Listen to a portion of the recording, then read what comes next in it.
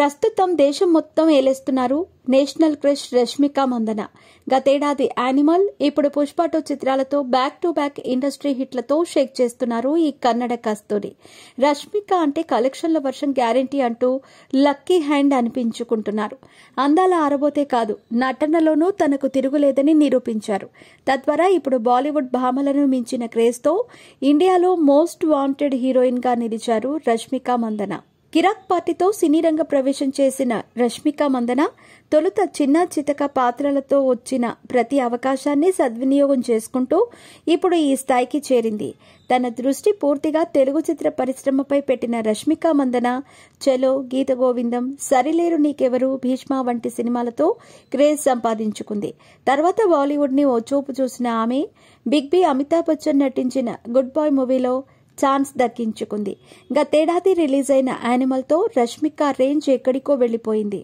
మీ pets కి grooming నుంచి birthday celebrations వరకు అన్నింటిలో మంచి ఆఫర్స్ ని మాయా టైల్స్ అండ్ ట్రయల్స్ వారు మీ ముందుకి తీసుకుని వచ్చారు. ఎక్కడో కాదు, మన బాజ్పల్లిలో. Phone number 8985555318. తాజాగా పుష్ప 2లో హీరోనే డామినేట్ చేసే నటనతో ఆమె పేరు దేశవ్యాప్తంగా మారుమోగుతోంది. ప్రస్తుతం పాన్ ఇండియా ఫార్మాట్ లో తెరకెక్కుతున్న కుబేరాతో పాటు హిందీలో చానా, సికిందర్, దామాది, గర్ల్ ఫ్రెండ్, కేజీ ప్రాజెక్టులలో రష్మిక మందన నటిస్తోంది.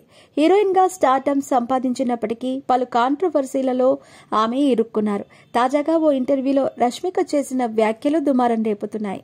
తనకు బాగా ఇష్టమైన సినిమా గిల్లీ అని, తాను థియేటర్లో మొదటిసారి చూసిన సినిమా దళపతి విజయ్ది కావడంతో ఎప్పటికీ ఆయన నా ఫేవరెట్ హీరోగా మారిపోయాడని రష్మిక అన్నారు.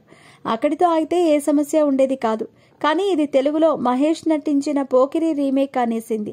నిజానికి గిల్లీ పోకిరికి రీమేక్ కాదు, దాని ఒరిజినల్ వెర్షన్ తెలుగులో మహేష్ హీరోగా వచ్చిన ఒక్కడు. దీంతో సూపర్ స్టార్ అభిమానులు రష్మికపై ట్రోలింగ్ కి దిగారు. ఓ స్టార్ హీరోయిన్ అయ్యుండి కనీస సినిమా నాలెడ్జ్ లేకపోవటం ఏంటంటూ మండిపడుతున్నారు. ఈ ట్రోలింగ్ దెబ్బకు రష్మిక స్పందించింది. ఎక్స్ వేదికగా ఓ ట్వీట్ చేసింది. ఇంటర్వ్యూ అయ్యాక గానీ నాకు గుర్తుకు రాలేదు, సారీ. గిల్లీ సినిమా ఒక్కడు రీమేక్ అని, పోకిరి మూవీ అదే పేరుతో తమిళంలో రీమేక్ చేశారు.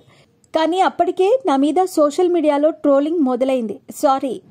Sorry my bad. కానీ నాకు వాళ్ళు నటించిన అన్ని సినిమాలు ఇష్టమే అంటూ రష్మిక సున్నితంగా వివాదానికి చెక్ పెట్టేసింది. మరి దీనిపై మహేష్ అభిమానులు ఎలా స్పందిస్తారో వేచి చూడాలి.